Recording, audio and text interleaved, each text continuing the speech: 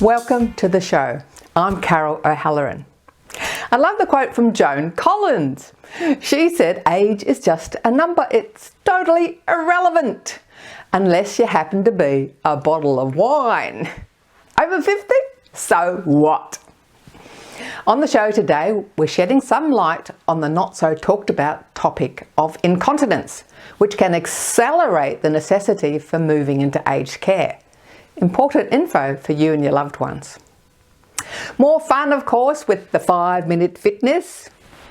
No excuses not to join in. And lastly, we're going to meet some participants at a balance and bones class, keeping themselves active and independent whilst preventing falls.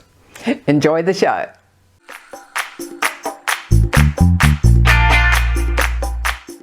As we age, we are often in denial that our eyesight might be going, our hearing might be going, and there may be some other changes in our bodily functions.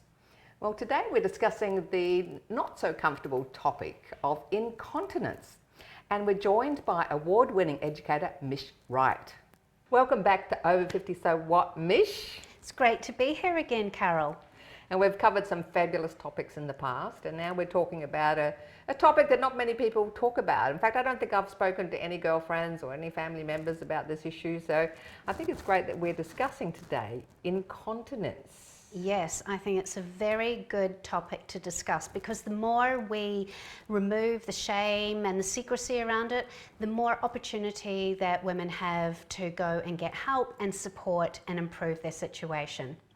So how big a problem is incontinence as we age? I mean, does it happen to all of us? Does it only happen to women?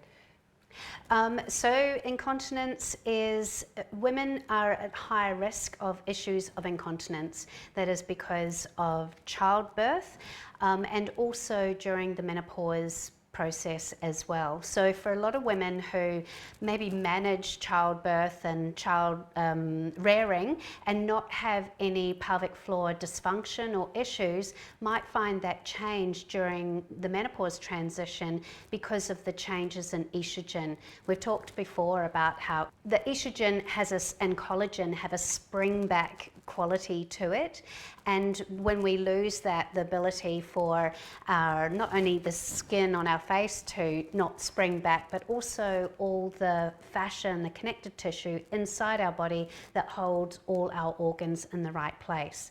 And part of being continent is by having our bladder in the right place. If it falls into a different place, then that can affect our ability to be continent. There's lots of issues around it. A lot of women do pelvic floor exercises, Kegel exercises when they're going into childbirth, and once that's all over, they just forget about it. Is there any reason why we need to keep doing that?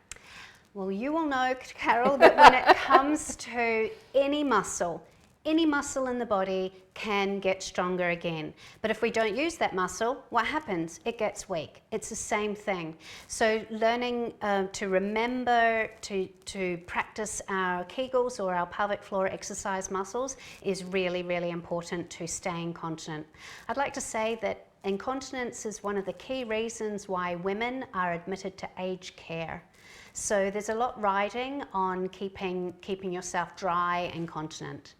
Well, people's ears would have perked up on that. I don't want to go into aged care. I'm going to get into my pelvic floor and prevent that from happening. Absolutely.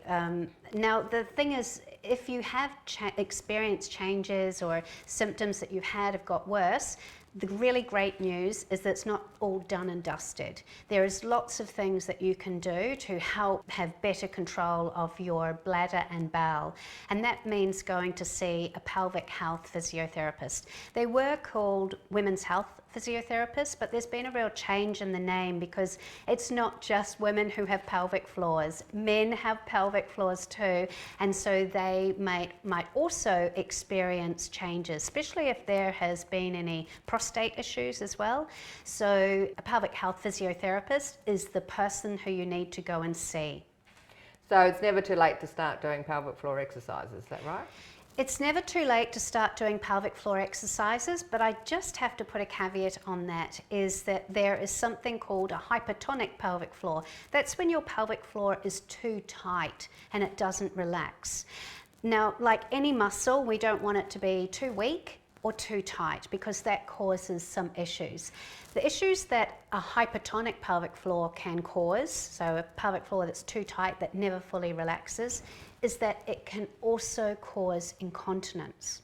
So think about that. You're starting to leak, but you're leaking because you have a hypertonic pelvic floor, so you do more pelvic floor exercises and then the problem gets worse. The only way you can work out whether you need to relax your pelvic floor or strengthen your pelvic floor is by seeing a pelvic health physiotherapist. This is different from just an ordinary physiotherapist. I have never ever heard of a pelvic floor physiotherapist.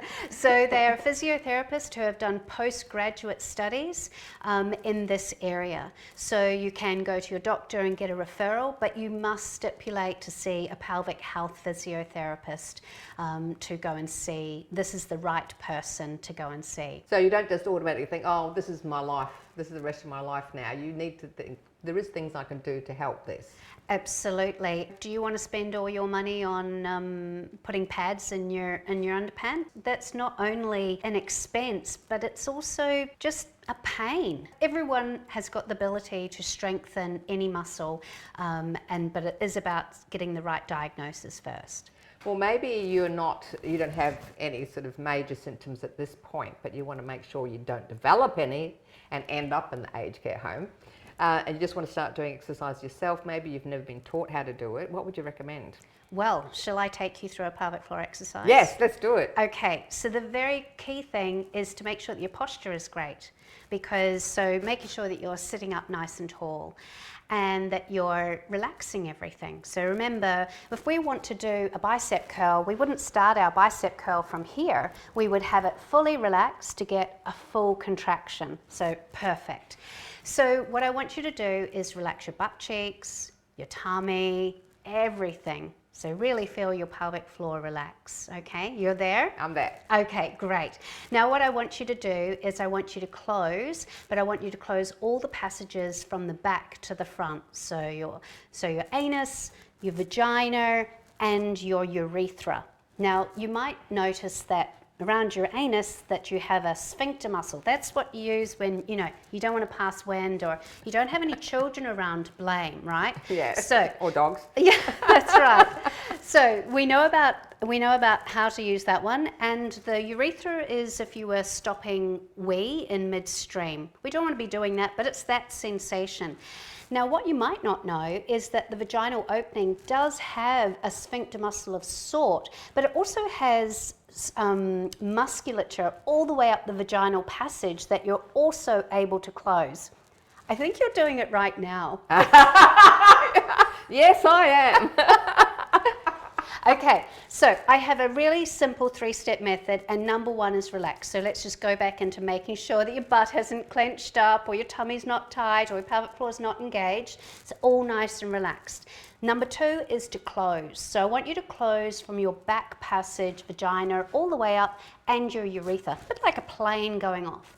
And then I want you to lift all of that deep inside, okay? And then relax it all. So we've got our 3 steps. I'll just recap. We need to completely rest. We need to close from back to front, like a plane going off, and then we need to lift up deep inside. Same thing for a man, actually, but the sensation might be a little bit different. And so this is for our male listeners. What you might be doing when you're lifting is imagining that you have got no clothes on and you're walking into cold water and it's getting very close to your nether regions. That is exactly the sensation you need to activate your pelvic floor as well. Well, to finish our segment today, what are your final words and tips for us with regards to incontinence? Don't put up with it. Don't put up with it. It might be common, but it doesn't have to be your normal. Really invest in yourself and the time to work out what is happening and do the work, because the benefits are exponential.